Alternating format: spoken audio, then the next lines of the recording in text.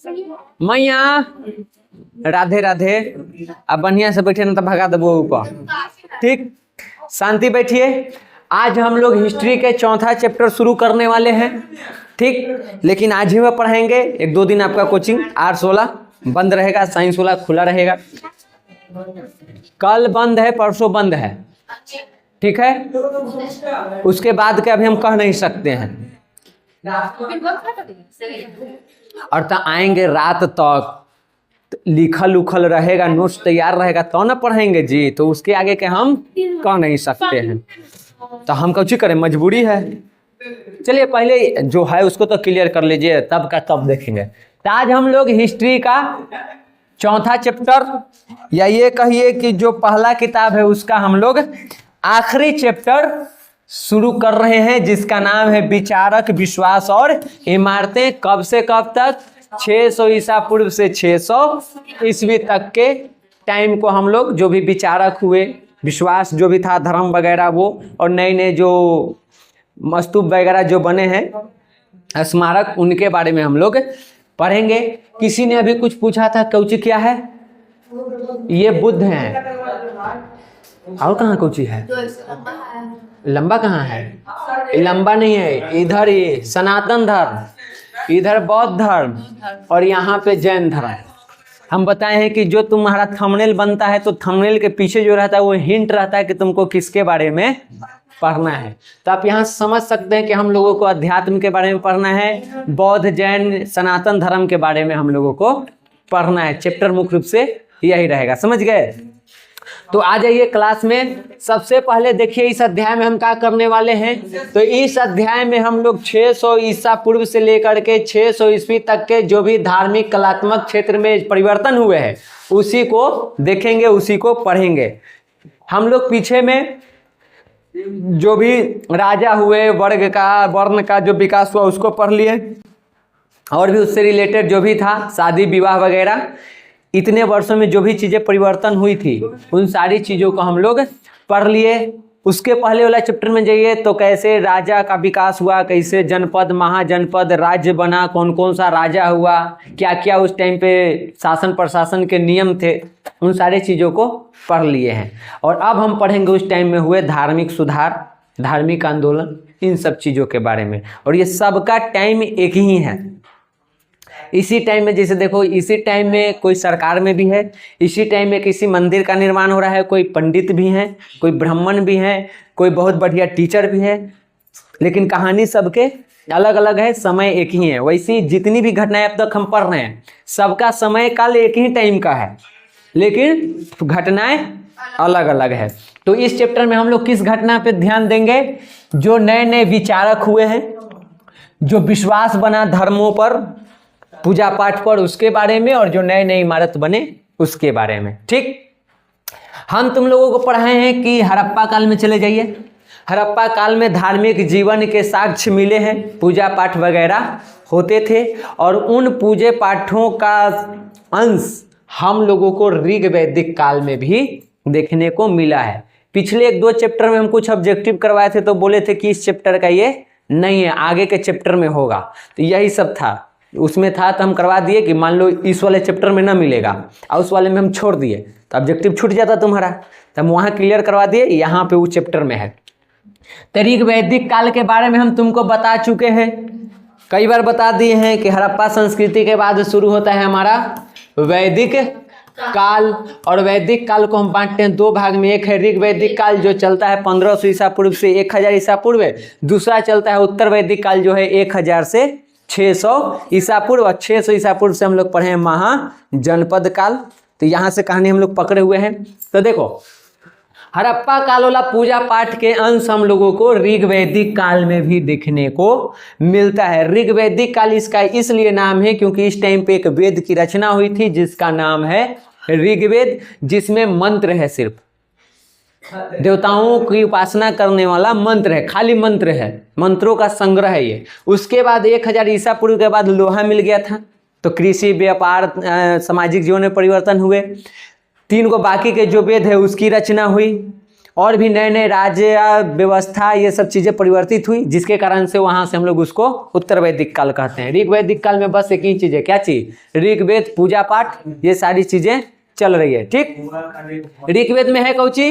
तो देवताओं की स्तुति में खाली मंत्र रचे गए हैं और उन्हीं मंत्रों का संग्रह है, एक किताब है जिसको हम क्या कहते हैं?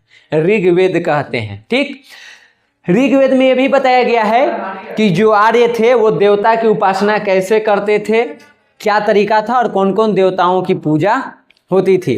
क्योंकि हम तुम लोगों को पिछले चैप्टर में बता दिए कि हड़प्पा खत्म होने के बाद आया वैदिक काल, और वैदिक काल में कौन थे? आर्य, जो मध्य एशिया से आए थे। यही लोग संस्कृत बोलते थे, जिनका गाय सबसे पूजनीय था। यही सनातन का अंश है एक तरह से देखें तो, लेकिन वो आर्य कहाँ से थे इसकी जानकारी नहीं है हमें, इसलिए कहते हैं कि सनातन कब शुरू हुआ हम नहीं बता सकते हैं। ठीक, हम लोगों को यहाँ से साक्ष्य मिलता है। तो देखो उस टाइम पे सबसे इंपॉर्टेंट देवता जो थे, अगर पूछ दिया जाए कि ऋग वैदिक काल के सबसे प्रमुख देवता कौन थे, तो याद रखना उनका नाम था इंद्र। इंद्र को हम लोग पुरंदर भी कहते हैं। ठीक, इनको वर्षा के देवता और युद्ध के देवता कहा जाता है। मुख्य रूप से इनको हम क्या कहते हैं? वर्षा के देवता कहते हैं। तो सवाल ये भी पूछेगा कि वर्षा के देवता किन्हें कहा जाता है? तो इंद्र को। ऋग वैदिक काल में सबसे प्रमुख देवता कौन थे? तो इंद्र थे। इसके अलावा और भी देवताओं की पूजा होती थी, जेकरा में दूसरे नंबर पे आते थे अग्नि देवता, फिर विष्णु जी, शिव जी वगैरह जो भी हैं, वरुण हैं, सोम हैं। तो इन लोगों की पूजा हो रही है। ऋग वैदिक काल में और उत्तर वैदिक काल में थोड़ा सा अंतर होता है। ऋग वैदिक काल में जाओगे तो ब्रह्मा, विष्णु और शिव की पूजा की साक्ष्य नहीं मिलता है। वहां पे मिलेगा तुमको किसको? इंद्र भगवान के सबसे पहले, फिर अग्नि के, सोम देवता के, वायु देवता के, 2-3 गो देवी हैं, उनका वर्णन मिलेगा। उन सब में सबसे प्रमुख इंद्र हैं। ठीक, शिव कहाँ आ गए? हड़प्पा सभ्यता में शिव थे, और फिर उत्तर वैदिक काल में शिव आएंगे, अभी शिव नहीं है। तो सबसे प्रमुख देवता कौन है वैदिक काल में? ऋग वैदिक में इंद्र है। उसके बाद दूसरे नंबर पे कौन आते हैं? अग्नि। अग्नि को दूसरे नंबर पे क्यों रखा गया? उसका कारण है, जितने भी देवता हैं, चाहे इंद्र हो, चाहे सोम हो, चाहे वायु हो, चाहे मारुत हो, चाहे जो भी देवता हो, उन सबको हम कुछ देते हैं, दान करते हैं, अपना जो भी पूजा पाठ में करते हैं उनको चढ़ाते हैं। तो वो उनको तक पहुंचे कैसे? तो उसके लिए कहा गया कि आप जो भी ईश्वर को देना चाहते हैं, मान लीजिए इंद्र भगवान को कुछ चढ़ाना चाहते हैं, तो आप अग्नि में उसको डाल दीजिए और अग्नि के माध्यम से वो इंद्र तक चला जाएगा। यानी कि देवताओं तक हमारा चीज पहुंचाने का साधन था कौन? अग्नि। और सबसे ज्यादा पूजा लोग किसकी करते थे? इंद्र के। और इंद्र के पास कुछ पहुंचाना है तो कैसे पहुंचाएंगे? आग के पूजा करके। तब पहला नंबर पे आ गए इंद्र भगवान और दूसरे नंबर पे अग्नि देवता। समझ गए? तो अग्नि के माध्यम से ही देवता अपना आहार प्राप्त करते थे, जो भी पकवान आप चढ़ाना चाहते, देना चाहते हैं। इसलिए देखना आज भी हम लोग पूजा पाठ करते हैं तो नारियल वगैरह ये सब दे के हम आहुति देते हैं कि ईश्वर तक आप चले जाइए। अब जाता है कि ना जाता है हमको ना पता, हम इस बारे में बात नहीं करेंगे, ये चल रहा है। उसके बाद देखिए, जल और न्याय के देवता माना गया वरुण को। ठीक, वनस्पति पेड़ पौधा जो होता है फसल, उसके देवता किसको माना गया? सोम को। और प्रकाश के देवता कौन है जी? सूर्य। अब इसमें सवाल तुमको और क्या बना सकता है, पूछ देगा कि इनमें से कौन ऋग वैदिक काल के देवता हैं? तीनों चारों नाम दे देगा या कोई एक नाम दे देगा। तो आपको सारा नाम याद रखना है कि ऋग वैदिक काल में इंद्र थे, अग्नि थे, वरुण थे, सोम थे और सूर्य थे। इसके अलावे तूफान के देवता के रूप में मरुत की पूजा होती थी, पशु देवता के रूप में रुद्र की पूजा होती थी, जिसके जगह पे आगे चल के शिव जी आ जाएंगे, और फिर वायु देवता की भी पूजा होती थी। तो ये सब ऋग वैदिक काल के देवता हैं। उसके बाद ऑब्जेक्टिव पिछले क्लास में हम तुमको करवाए थे तो तीनों नाम आया था, याद है कि इसमें से कौन ऋग वैदिक कालिक देवी हैं? तो हम बोले थे कि आगे के चैप्टर में होगा। तो देखो, उषा, अदिति और सरस्वती ये देवियां हैं जिनका वर्णन हमें ऋग्वेद में मिलता है। तो इसको आप लोग अंडरलाइन कर लीजिएगा, क्योंकि ऑब्जेक्टिव में पूछ चुका है। सब्जेक्टिव भी पूछ सकता है कि ऋग वैदिक काल के देवियों के नाम लिखें, 2 नंबर के आराम से पूछ लेगा। ठीक, अब देखिए, ये जो पूजा पाठ है वो कैसे होता था? मंत्र उच्चारण करके, ठीक, मंत्र पढ़ के। मंत्र लोग अकेले भी पढ़ते थे और साथ में भी पढ़ते थे, जैसे मन है वैसे पढ़ के, और वो पूजा करते थे। और उसके बाद यज्ञ में आहुति देते थे, और आहुति द्वारा वहां पे देवताओं तक वो अपनी चीजों को और अपनी प्रार्थनाओं को वो पहुंचाते थे। ये पूजा किस उद्देश्य से किया जाता था? तो लंबे आयु के लिए, धन की प्राप्ति के लिए, पुत्र प्राप्ति के लिए, युद्ध में विजय प्राप्ति के लिए। एक बहुत इसमें चौंकाने वाली बात यह है कि ऋग वैदिक काल के जो लोग हैं वो पूजा करते थे, लेकिन मोक्ष प्राप्ति के लिए नहीं करते थे। मोक्ष प्राप्ति मतलब ये धरती पर से जीवन मरण के चक्र से मुक्त। तो जितने भी मिले हैं उससे ये पता चलता है कि वो लोग मोक्ष प्राप्ति के लिए नहीं करते थे। किस लिए करते थे? तो इन सारी चीजों की प्राप्ति के लिए वो ईश्वर की पूजा करते थे। उसके बाद आएगा उत्तर वैदिक काल। कब? 1000 ईसा पूर्व से 600 ईसा पूर्व। और इस टाइम पे 3 गो नया वेद लिखाएगा। पहले साम वेद, फिर यजुर्वेद और फिर अथर्ववेद। इसके अलावे इन वेदों की रचना के साथ साथ और क्या चीज की रचना होगा जी? तो ब्राह्मणों का जो ग्रंथ है, पंडितों का, उसकी रचना होगी। उपनिषद की रचना होगी, अर्णयक की रचना होगी, यानी नए नए और कई सारे ग्रंथों की रचना होगी। मुख्य रूप से 3 गो वेद लिखाएगा, साम वेद, यजुर्वेद, अथर्ववेद, और साथ ही साथ इन सब की भी रचना की जाएगी। समझ गए? उत्तर वैदिक काल में जो इंद्र थे उनका महत्व खत्म। ऋग वैदिक काल में सबसे प्रमुख देवता कौन? इंद्र। लेकिन उत्तर वैदिक काल में उनका महत्व खत्म। हड़प्पा सभ्यता में सबसे प्रमुख देवता शिव जी, पशुपति। उत्तर ऋग वैदिक काल में उनका खत्म, इंद्र बन जाते हैं। और उत्तर वैदिक काल आएगा तो इंद्र भी खत्म, उसके जगह कौन आ जाएंगे? 3 गो। पूरे सृष्टि का निर्माण करने वाले ब्रह्मा जी, उसको चलाने वाले और सुरक्षा करने वाले विष्णु जी, और संहारक करने वाले शिव जी। रुद्र के जगह आ जाते हैं शिव। ऋग वैदिक काल में वो रुद्र देवता हैं, वही उत्तर वैदिक काल में हो जाएंगे शिव जी। और आज भी ये लोग हैं, हम लोग मानते हैं ब्रह्मा विष्णु महेश, ठीक। तो ब्रह्मा जी सृष्टि के कर्ता धर्ता, वही इसका निर्माण किए हैं। विष्णु जी को पिता के रूप में माना जाता है, जो इसका संचालन करते हैं। और पशुपति नाथ जी जो हैं शिव जी, वो पकड़ पकड़ के ले जाते हैं कि आए हैं क्या कहले हिसाब दे, ठीक। तो ऐसा माना जाता है सनातन धर्म में, ठीक। आगे देखिए, इस टाइम में और क्या हुआ? उत्तर वैदिक काल आते आते कर्मकांड बढ़ गया, ब्राह्मणों का प्रभाव बढ़ गया। और यही चीज आगे चल करके धार्मिक सुधार आंदोलन करवाएगा, जेकरा में बुद्ध और महावीर जैसे लोग आएंगे तो कई सारे, लेकिन 2 गो ज्यादा फेमस है, बुद्ध और महावीर, ठीक। तो कर्मकांड हो गया, ब्राह्मणों का प्रभाव बढ़ने लगा। तप आराधना करना था तो उसके जगह पे क्या होने लगा? अब यज्ञ कीजिए और बलि दीजिए। पहले लोग तपस्या करता था, ऐसे ही मंत्रोच्चारण से आराधना करता था। आप कहा कि नहीं, हर बात के लिए आपको क्या कराना पड़ेगा? यज्ञ। उत्तर वैदिक काल में कि यज्ञ करवाबो, अब बलि दो। साथ ही साथ जो पंडित ब्राह्मण आए हैं आपको पूजा पाठ करवाने, उनको मुंह मांगा दान चाहिए। तो पूरा पूजा पाठ हो गया था खर्चीला। बिना पुरोहित के, बिना पंडित के आप यज्ञ कर ही नहीं सकते हैं। हम लोग शादी विवाह करते हैं, क्या हम खुद वो मंत्र उच्चारण करके विवाह नहीं कर सकते हैं? वही विधि अपना के, लेकिन कौन करेगा? पंडित जी आएंगे तबे होगा, उनके मुँह पाक है। भले वो गलती परथन सही परथन, चाहे जे ब्राह्मण मुँह है पाक। एक परंपरा है, ऐसी कोई बात है नहीं। एक परंपरा चलते आ रहा है, चल जा रहा है, चलते जा रहा है, खिंचा रहा है, ठीक।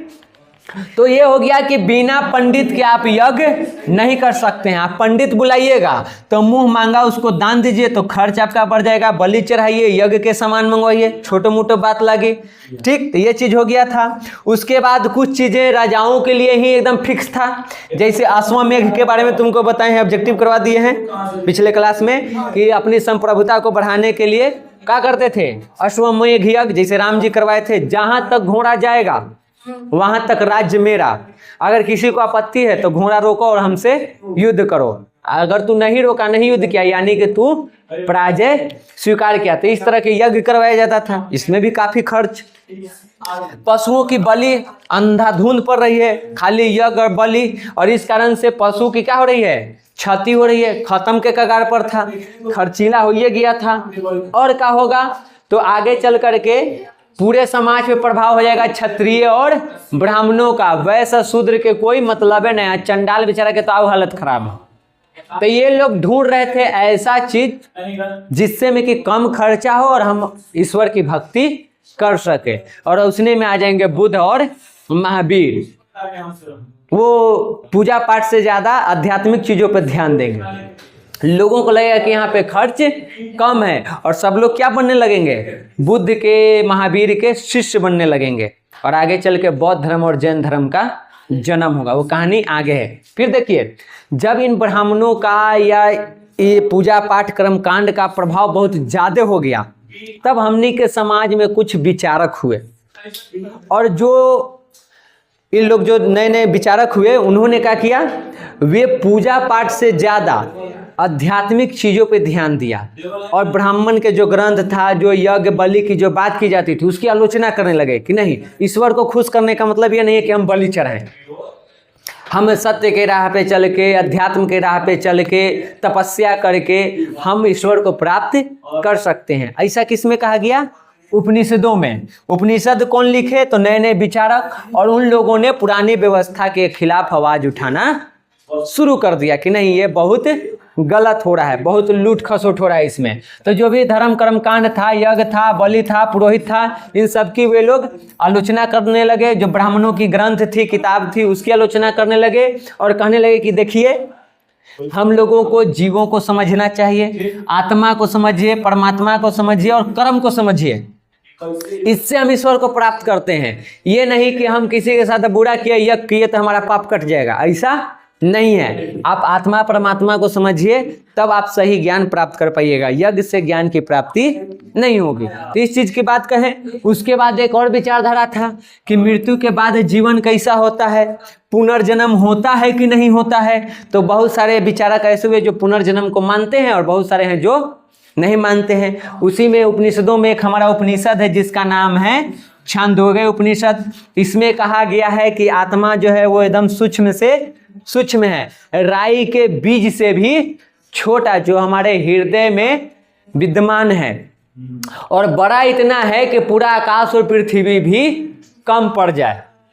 संस्कृत में भी पढ़ना था मंगलम पाठ में कि आत्मा सूक्ष्म से सूक्ष्म है और महान से महान है। तो ये कहाँ कहा गया है, छांदोग्य उपनिषद में ये कहा गया है। समझ गए।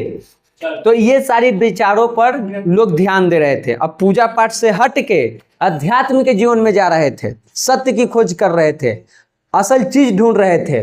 वो यहाँ पे निष्कर्ष दिए कि अगर मनुष्य को सांसारिक कष्टों से मुक्ति पाना है तो यज्ञ और बलि उसका समाधान नहीं है। अगर उससे मुक्ति पाना है तो आपके पास आत्मज्ञान होना चाहिए। अपने आप को जानिए, पहचानिए, अपने कर्तव्य को समझिए, तब आप ये सांसारिक कष्टों से मुक्ति प्राप्त कर सकते हैं। ठीक। और इसी विचारधारा में आया 6 गो दर्शन। ये तुम्हारे लिए इंपॉर्टेंट है, ब्रैकेट में सब डालल है, हम दिखाना रहे। तो अपन किताब में देखो ना, कुछ लिखल है 6 दर्शन।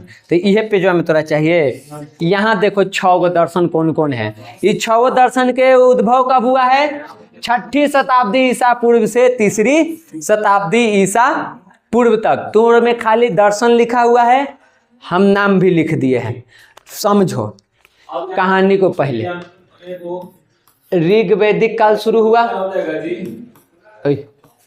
ऋग वैदिक काल में पूजा पाठ शुरू हुआ, कोई दिक्कत नहीं है। मंत्र उच्चारण करके आग में आहुति दे के हम ईश्वर तक अपनी बात पहुंचा रहे हैं। उसके बाद आया तुमको उत्तर वैदिक। यहाँ से कहानी होता है शुरू असली, कर्मकांड वाला। नए नए पूजा पाठ के तरीके, बलि, ब्राह्मण के वर्चस्व, क्षत्रिय का वर्चस्व, आम लोग परेशान, एगो छोटा मोटा भी पूजा करवाना है तो काफ़ी खर्चा, और इन सारी चीज़ों से परेशान थे। ये काम कब तक चलते रहा, 600 ईसा पूर्व तक। इतने वर्षों तक जब ये चला, तब हमने के समाज में कुछ लोग हुए जो इसके खिलाफ आवाज़ उठाना शुरू किए कि पूजा पाठ का मतलब ऐसे नहीं होता, इतना खर्च करने की ज़रूरत नहीं है। और उसी दौरान इस तरह के किताबों का, या कहो कि दर्शन का उद्भव हुआ, जन्म हुआ, जिसके अलग अलग संस्थापक हुए। ये दर्शन है। अगर ये सब दर्शन पढ़ लिया तो तू दूसरा दुनिया में चल जाएगा। समझ गई? हल्का फुल्का इस सब के बारे में हम थोड़ा थोड़ा भी बताने वाले हैं, कुछ कुछ, ठीक ना। सब बहुत खतरनाक चीज है। फिलोसफर बहुत खतरनाक आदमी होता है। वो अरबपति खरबपति रहेगा, रोड पर घूमते रहेगा, इसे जहां मन तहां पड़ जाएगा। उसको बस एक ही चीज चाहिए, ज्ञान। कैसे मिल रहा है उससे उसको कोई लेना देना नहीं है। तो इस समय बातें ऐसी से कि अभी आप लोगों को वो दिमाग उस लेवल पर डेवलप नहीं है। और जिस दिन इस चीज को समझने लगोगे, दिमाग लगेगा कि फट गया हमारा। एक कहेगा कि ईश्वर है, एक कहता है कि ईश्वर है, ये नहीं है, हम नहीं मानते, है तो प्रूफ दे हमरा। एक कह रहा है कि हम मानबो करें, हम नहीं माना ही। तो खुद सवाल जवाब में फंस कर रह जाएगा, ईश्वर है कि ना है। पूरा दर्शन पढ़ लेगा लेकिन तुमको उस सवाल के जवाब नहीं मिलेगा कि ईश्वर है कि नहीं है। इस तरह की कुछ चीजें इन सब में, लेकिन हम लोग अभी इस तरफ नहीं जाते हैं। तो देखिए 6 गो दर्शन। पहला है न्याय दर्शन, जिसके संस्थापक गौतम। वैशेषिक दर्शन कनाद के, सांख्य दर्शन कपिल के, योग दर्शन पतंजलि के, ये मीमांसा जिसको हम पूर्वी मीमांसा कहते हैं उसके जैमिनी, और वेदांत या उत्तर मीमांसा जिसको कहते हैं उसके संस्थापक बद्रायन।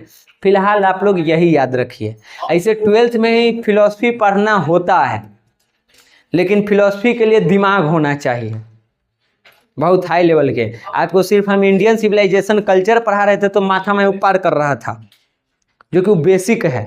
तो सोचिए जब इसमें जाइएगा तो कौन लेवल के होगा, लेकिन समझने लगे तब बड़ा दिक्कत है। मत समझिए, थोड़ा सा कुछ कुछ हम बताएंगे आज। हमको भी ज्यादा फिलोसफी की जानकारी नहीं है, हम भी ना पढ़े हैं, हल्का फुल्का पढ़े हैं, वही बताएंगे। अब देखिए, तो जो ये यज्ञ हो रहा था, कर्म कांड हो रहा था, पशु बलि चल रहा था, इसके विरुद्ध आवाज उठने लगा। आवाज 2 लोग उठाते थे, एक होता था गुरु और होते थे उसके शिष्य। जैसे गौतम बुद्ध गुरु, अब बाकी के उनके शिष्य। महावीर गुरु, बाकी के उनके शिष्य। तो ऐसे करके ये लोग मिल करके, और ये जो ब्राह्मण के जो कर्म कांड चल रहा था, यज्ञ बलि चल रहा था, उसके खिलाफ आवाज उठाना शुरू किए। और हम जब पाली साहित्य पढ़ते हैं तो पता चलता है कि बौद्ध जैन जैसा 64 गो संप्रदाय था, 1 2 नहीं, 64 गो। लेकिन उसमें पॉपुलर हुआ है मुख्य रूप से तो बौद्ध जैन, उसके बाद आजीवक। ये सब तुमको बताए थे कि बिंबिसार जो है वो आजीवक संप्रदाय के था। आज जान लो आजीवक संप्रदाय, बिंदुसार। बिंबिसार बौद्ध भी था और जैन भी था, दोनों अपनाया था। ठीक, पहले बौद्ध फिर जैन। बिंदुसार कौची था? आजीवक संप्रदाय के था। तो आजीवक का होता है हम लोग यहाँ जानेंगे। तो देखो 64 गो है, क्या 64 को पढ़ना संभव चीज है? लेकिन उसमें से 6 गो जो प्रमुख संप्रदाय थे उसको हम लोग अभी पढ़ रहे हैं। सबसे पहले है अक्रियावादी संप्रदाय। इसके संस्थापक है पूरन काश्यप। ठीक, इसमें होता क्या है? अक्रियवादी लोगों का मानना है कि कर्म का कोई फल नहीं होता है। कहते ना कि अच्छा कर्म करेगा तो अच्छा फल मिलेगा। ये कहता है कि तू कुछो कर्म करो, कुछ फल नहीं मिलने वाला है, पहले ही से सब तय है, वहां जो लिखा है वही होगा। अब वहां से फरिया ही तू समझ में कुछ है? तू ये सोच के कहती ना कि हम अच्छा कर्म करेंगे तो हमारा अच्छा फल मिलेगा। इस विचारधारा के लोग कहते हैं कि बातें सही नहीं है, गलत है, और प्रूफ भी करके देगा। ऐसे बहुत सारे लोग तुम्हारे समझ में मिल जाएंगे जो करते हैं लोगों के साथ अच्छा, अपने पर ले ले कि हम सब ला अच्छा सोचे, हमारे जोड़े बुरा हो जा रहा है। हो वही ना मैया, हो वही ना, हाँ अभी ना होलो है, होलो है ना। मम्मी पापा से पूछी है ताकि हम लोग ला भला करा ही, हमारा लोग बुरा करा है, तो कर्म के फल अच्छा कहाँ मिल रहा है? तो ये अक्रियावादी लोग का कहना है कि कर्म का कोई फल नहीं होता है। ठीक, इसी से आगे चल के सांख्य दर्शन का विकास होगा, इसी विचारधारा से। आजीवक संप्रदाय के जो लोग हैं वो क्या कहते हैं? कहते हैं कि मनुष्य का जीवन और उसका भाग पहले से ही निश्चित है, हम अपने कर्म या प्रयास से उसको बदल नहीं सकते। इन दोनों विचारधारा में समानता है। ये भी वही बात कहता है और ये भी वही बात कि पहले से हमारे भाग में सब कुछ लिखा हुआ है, हम चाह के भी बदल नहीं सकते हैं। गांव घर में सब चलता है कि क्या करबो, ऊपर ये लिखले हले, अब भगवान के आगे केकर चला है, एक बार वो कहेगा, अब फिर वही व्यक्ति कहेगा ना कि अच्छा कर्म करा तोरा जोरे अच्छा होत बा। दोनों बात वही कहता है। और जो इस सवाल में फंसा ओकर दिमागे काम करना बंद, ब्लॉक कर जाएगा। ये लेल कहें कि ये सब पढ़ेगी ना तो दिमाग ब्लॉक हो जाता है, और अगर सही में उस चीज को समझ गई तो फिर तू अलग विचारधारा की हो जाएगी। तो ये लोग कहते हैं अब कुछ हद तक सही है, जब ऊपर से हमको लिखना है कि आज हमको मरना है तो हम कितनों कर ले आज हम मरेंगे, ये भी बात सही है। और दूसरा बात ये भी सही है कि हम अच्छे के साथ अगर हम अच्छा कर्म करते हैं तो हमारे साथ अच्छा ही होगा। अगर मान लो ये कल आज मुश्किल में है, इसको हम मदद करते हैं तो कल हमारा छुरा लेके मारे आएगी, मदद न करेगी। अगर हम किसी से लड़ाई करें तो दुश्मनी होगा, बाजार में जाएंगे वो हमारा 2 थाप मार देगा। लेकिन हम किसी से दोस्ती करें तो वो मेरे घर आएगा, हम उसके घर जाएंगे, शादी ब्याह खाना पीना चलेगा, तो अच्छे का परिणाम अच्छा मिल रहा है। तो दोनों बातें सही हैं, बस सिचुएशन पर डिपेंड करता है। आप अपने कर्म से लिखा हुआ बदल भी नहीं सकते हैं, और अगर आप अच्छा कर्म करेंगे तो आपके साथ अच्छा भी होगा। ये दोनों बातें अपने अपने जगह पर सही है। तीसरा का देखो क्या कहता है, वो भौतिकतावादी, वो कहता है कि हम भगवान हम नहीं मानी, हम ईश्वर फिश्वर न माने। जो चीज हमको दिख रहा है हम उसको मानते हैं, जो चीज हमको नहीं दिख रहा है हम उसको नहीं मानते हैं। सूर्य है, हम सूर्य को मानते हैं, पेड़ है, घर है, समुद्र है, पहाड़ है, पठार है, हम इन सब चीजों को मानते हैं। लेकिन तू कह रहा है कि कोई ईश्वर है निराकार, तो हम उसको नहीं मानते। जिस चीज को हम देखबे नहीं किए उसको हम काहे माने, वो भी अपने जगह पे सही है। तो ये होता है कौन, भौतिकतावादी, जो सिर्फ सामने के चीजों को देख करके विश्वास करता है, जो नहीं दिखेगा उस पर वो विश्वास नहीं करेगा। इसमें जो सबसे प्रमुख हैं उनका नाम है अजीत केशक कंबली। आगे चल के इसी से निकलता है वो चरवाक दर्शन, एक लोकायत। चरवाक ऐसा था ना, ये पुनर्जन्म कर्म तरम इस सब में विश्वास नहीं करता था। इन लोगों का कहना था कि जिंदगी आजे भर के है, यह आखिरी जन्म है, खूब मस्ती में जियो, कर्जा खा खा के तू ऐश करो, ऐश करके तुम मर जाओ। कोई पुनर्जन्म नहीं है, कोई एथी नहीं है कि तुमको पाप लगेगा, ये लगेगा वो लगेगा, मस्ती में रहो, ठीक। लेकिन अगर इस विचारधारा पे चले तो समाज नहीं चल पाएगा, सब कर्जे लेने लगेगा, खा पी के मस्ते हुए लगेगा, तो समाज बुराइयों में डूब जाएगा, ठीक ना। अब हमको अगर पता चल जाए कि कोई भी अच्छा बुरा कर्म पाप पुण्य होता है तो हम डराएंगे मैया कोई कर्म करे से, है आखिरी जीवन है। से कहता था पितवा पितवा पुनः पितवा, कैसे है, पितवा पितवा पुनः पितवा, ले हम श्लोके भुला गए। फिर है उत्थाय च पुनः पितवा पुनर्जन्म न विद्यते। आगे एक लाइन हमको नहीं याद आ रहा है, छोड़ना। इसका कहना था कि पियो, खूब पियो, इतना पियो ना कि तू पीते पीते तू पी के नल्ली में लुंघर जाओ, फिर निशा टूटे, फिर उठो, अब फिर पियो, जरूरत पड़े तू कर्जा लेके पियो, अब मस्त रहो, काहे कि दोबारा जन्म नहीं होता है, समझी। पितवा पितवा पुनः पितवा, एक लाइन हमर गेल लो, कहिया बीमारी ठीक होता हो, फिर है उठाय च पुनः पितवा पुनर्जन्म न विधते, एक लाइन हमारा से छूट रहा है। हाँ आ गया यार, पितवा पितवा पुनः पितवा यातत भतली भूतले उत्थाय च पुनः पितवा पुनर्जन्म न विधते, कि पियो पियो पियो, भूत होने तक पियो, फिर उठो फिर पियो, क्योंकि पुनर्जन्म नहीं होता है। कि अगर घी भी पीना है कर्जा लेके तब पियो, मर जाएंगे, बाद में देखा जाएगा, पुनर्जन्म होवे न करता है, पाप होवे न करता है, तो हमको क्या लेना देना। तो उस विचारधारा का कौन है, चरवाक दर्शन। ये है अनिश्चयवादी, ये कहते हैं कि ना तो हम ईश्वर के अस्तित्व को स्वीकार करते हैं और नहीं हम अस्वीकार करते हैं, दोनों के बीच में गुट निरपेक्ष है, न तो पूंजीवादी न साम्यवादी, हम बीच में। न ईश्वर का अस्तित्व के है जी, हमारा न पता, इन्हें पूछेगा ईश्वर का अस्तित्व नहीं है जी, हमारा न पता, काहे ला हम पड़े जाए, कहम हाँ तो इन्ने वाला मरबे, कहम ना तो उन्ने वाला मरबे, हम न जाने के लिए। और आज के टाइम पर यही विचारधारा से चलना, ना तो ईश्वर को ये कहना कि है और ना ये कहना कि नहीं है, इसका भी तुम पूर्णता प्रमाण नहीं दे सकते हो, नहीं है, इसका भी तुम पूर्णतः प्रमाण नहीं दे सकते हो। तो इसलिए कहिए कि हमरा न पता, हम अनिश्चयवादी संप्रदाय के हैं, हम नहीं जानते हैं। एक व्यक्ति हुए पकुद कच्चायन, इनका मानना था कि पुनर्जन्म और कर्म नाम के कोई भी चीज न होता है, ना तो कोई कर्म होता है ना तो पुनर्जन्म होता है। एक हुए निगंठनाथ पुत्र, ये सबसे इंपॉर्टेंट है, ऑब्जेक्टिव में पूछता है कि किसको कहा जाता है, तो ये महावीर को कहा जाता है। और महावीर ने जैन दर्शन का विकास किया था। जैन धर्म में ये 24वें तीर्थंकर हुए, उसका विकास किए, तो जैन धर्म में इनको हम बढ़िया से जान लेंगे। समझ गए, इतना बात है। तो इस तरह के विचार धरा रहा था, और ये सारे विचार क्या कर रहे थे, जो पशु बलि यज्ञ कर्म कांड बुरा फैल गया था उसके खिलाफ ये लोग आवाज उठा रहे थे। हम ईश्वर को नहीं मानते, तो यज्ञ कहला करी, बलि कहला दी, तो कहीं ना कहीं उसी पे प्रहार किया जा रहा था। तो उसी के लिए सब विचार धराया, और उसके बाद शुरू हुआ धार्मिक सुधार आंदोलन। हाँ, जब मैं यहाँ धर्म सुधार धार्मिक सुधार अलग अलग होगा ही। अब देखो धार्मिक सुधार आंदोलन के कारण का था, 3-4 कारण जान लो। पहला कारण हमने के पता है कि उत्तर वैदिक काल आते आते वर्ण व्यवस्था किसमें बदल गया था, जाति व्यवस्था में बन गया था जन्म जात। तू जेकर बेटा है तू वही काम करवे, भले तोरा में योग्यता कुछ और हो, ठीक।